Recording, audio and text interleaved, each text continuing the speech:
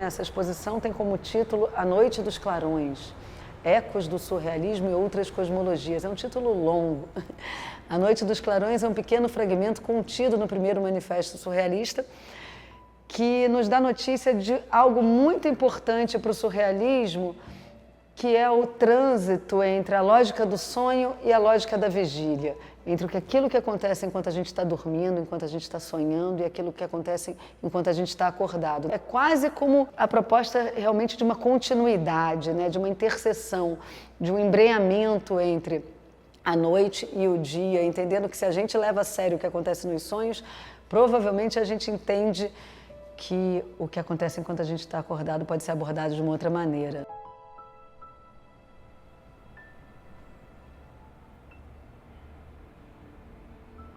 Desde uma obra como a da Maria Martins, As Três Graças, que na história da arte é quase uma representação sempre clássica e harmoniosa da beleza feminina, e ali as Três Graças não estão exatamente belas. Os surrealistas, eles tentavam muito reconfigurar o que seria a beleza.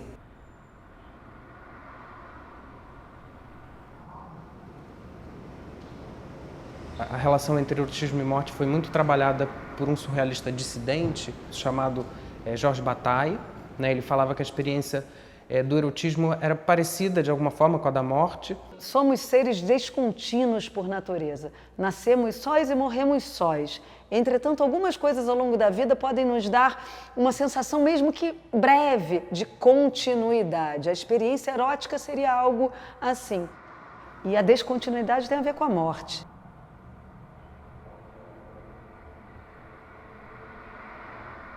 A gente entendeu que se ocupar da questão da loucura seria importante. A loucura era levada muito a sério pelos surrealistas. Não se trata, obviamente, de romantizar uma condição que gera muito sofrimento.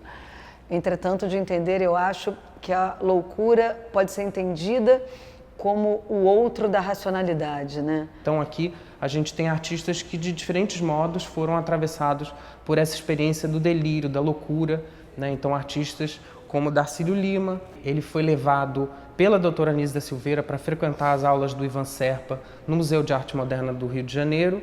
Tem aqui um desenho que é uma homenagem ao Ivan Serpa. Esse desenho está de frente, né, para um outro desenho, para uma gravura do Manuel Messias, né, que também foi um outro artista atravessado por essa experiência da loucura, que também frequentou as aulas do Ivan Serpa no Museu de Arte Moderna do Rio de Janeiro na década de 60.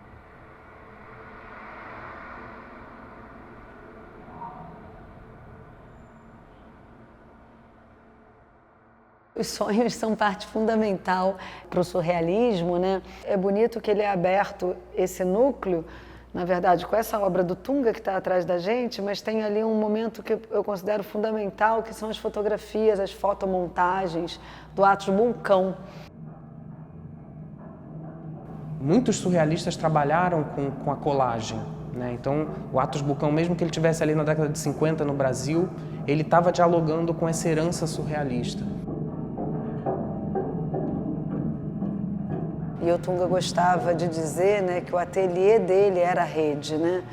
O momento que ele passava distraído, dormindo, devaneando, deitado numa rede, era tão importante quanto o tempo despendido no ateliê estrito sensu. E nessas redes, aqueles elementos ora opacos, como as esponjas e os feltros, ora transparentes, com os vidros. Muitos daqueles elementos lembram peças de um laboratório, e o Tunga gostava de dizer que interessava a ele abordar o mundo, a vida, justamente pelo caminho úmido da alquimia, não um caminho seco, que seria um caminho da ciência, da lógica.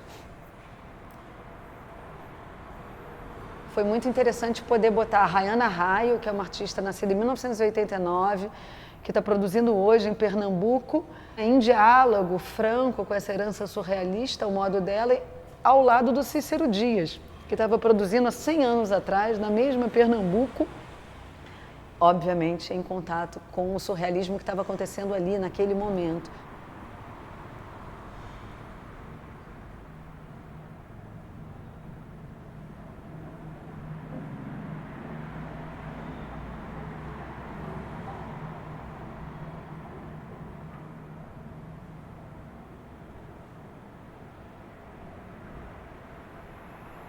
Não por acaso, muitos dos surrealistas trataram de vir para a América Latina, África, Oceania, buscando tomar contato com outras culturas, entendendo que o contato com essas outras culturas era uma maneira de estranhar, de ganhar um senso crítico em relação à própria cultura da qual o surrealismo nasce, que é a cultura europeia.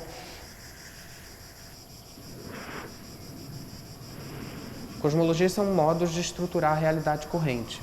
Interessava também a esses surrealistas olhar para outros modos de estruturar a realidade que já existissem.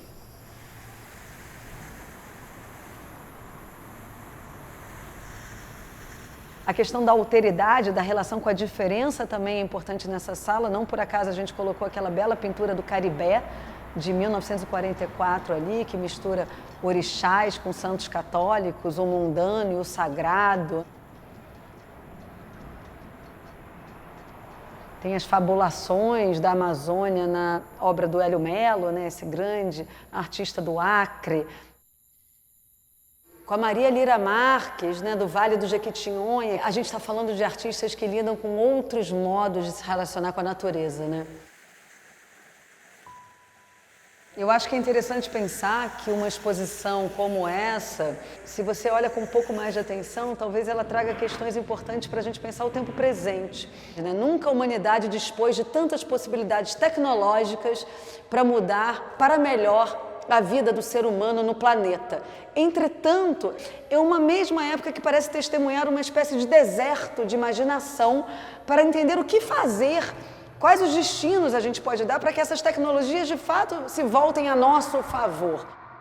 Mas de alguma maneira, vir a uma exposição de artes visuais e ver um trabalho de arte em presença do nosso corpo e se relacionar com uma escultura do Tunga, com essas obras ao nosso redor, de alguma maneira se trata de uma relação também erotizada e sensível com o mundo ao nosso redor. Não se trata de ver através de uma tela na nossa mão aquele acontecimento poético.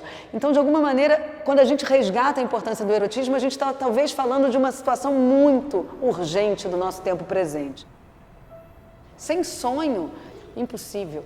A gente se vê numa espécie de beco sem saída e meio que fadado, né, a aceitar essa espécie de realismo pragmático que nos dá a entender de que o sonho fica na conta do lunático, do sonhador, do naífe, do ingênuo. Ao contrário, é fundamental resgatar a importância e a dimensão do sonho e da imaginação nos dias de hoje, né? E, obviamente, a gente está vivendo no limiar de uma possibilidade de não retorno, né, de um colapso climático iminente. E eu acho que cada um, à sua maneira, esses artistas também nos dão notícia da necessidade mais que urgente da gente se relacionar de uma outra forma com a Terra.